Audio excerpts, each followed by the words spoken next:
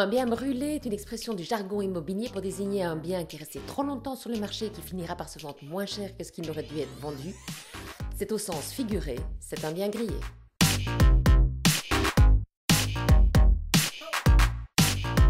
Pour les spécialistes de l'immobilier, la notion de bien brûlé est souvent associée à un prix trop élevé. Car tous les professionnels connaissent la tendance naturelle et humaine d'un propriétaire de surestimer son bien. Pour vous, votre maison, c'est toute votre vie. Vous y avez vécu de nombreuses années avec les enfants, les grands-parents, les amis, les cousins et autres.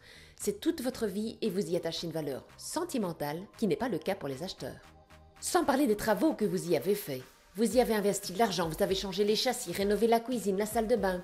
Mais ce que l'on oublie souvent en tant que propriétaire, c'est que ces travaux ont été faits il y a 10, 15, 20 ans et qu'ils sont entre-temps amortis, voire carrément plus au goût du jour. Et puis en tant que propriétaire, on est celui qui connaît mieux le bien. Et il est tellement difficile d'entendre relever par un professionnel ou non les points négatifs de celui-ci. En tant que propriétaire, vous verrez toujours le verre à moitié plein, alors que les acheteurs, eux, le verront toujours à moitié vide. Pensez-y. Et puis vient la question de savoir si l'on n'a pas acheté trop cher son bien. Car si aujourd'hui, ma maison ne vaut pas autant, est-ce que je ne l'ai pas payé trop il y a quelques années? Déception, colère, les sentiments prennent le pas sur la raison. Ok, vous en voulez plus, vous avez des projets, vacances, voyages, voitures, construction, que sais-je. L'acheteur, lui, il n'en a que faire. Par ailleurs, il lui faudra obtenir un crédit et la banque, elle, fera faire certainement une expertise. Et elle ne donnera pas un financement au-delà de 80, 90, 90, 100% de la valeur, hors frais. Pensez-y, être trop gourmand, c'est rater sa vente.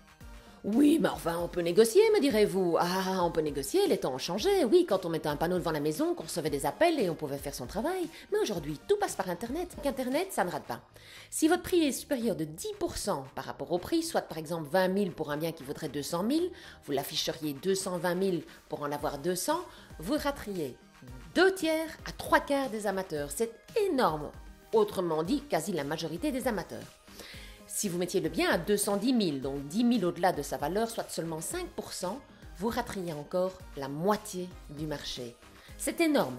En immobilier, c'est un paradoxe et aujourd'hui, au plus proche vous êtes de la valeur réelle du bien, au mieux vous vendez. Car si vous êtes proche de la vraie valeur, vous aurez beaucoup d'amateurs et des candidats qui seront là. Eh bien, ils vont se faire l'enchère ou la surenchère entre eux. À la limite, vous n'avez plus rien à faire. Les prix montent. Mettre un bien à un prix trop élevé, c'est aussi prendre le risque de ne pas être vu sur Internet. Et qui dit pas vu, dit pas vendu. Oui, mais vous n'êtes pas pressé, vous avez le temps. Ok, mais sachez que la période en or pour vendre sur Internet, c'est de 2 à 3 semaines, 4 à 6 semaines maximum.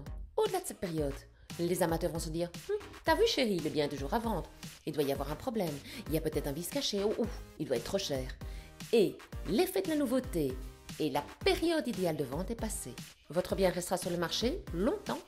Il se vendra difficilement, vous aurez de moins en moins d'amateurs et en tout cas un prix inférieur au prix auquel vous l'auriez vendu si vous l'aviez mis au bon prix directement. En résumé, trop de biens sont vendus en dessous de leur valeur car ils n'ont pas été présentés directement au bon prix sur le marché. 10 000 € peuvent vous faire perdre la moitié des amateurs, 20 000 € de trop peuvent vous faire perdre 2/3 à 3/4. C'était donc un sujet brûlant. Si vous l'avez aimé, likez, surtout partagez, pensez à vous abonner. Ça me donne du courage pour avancer.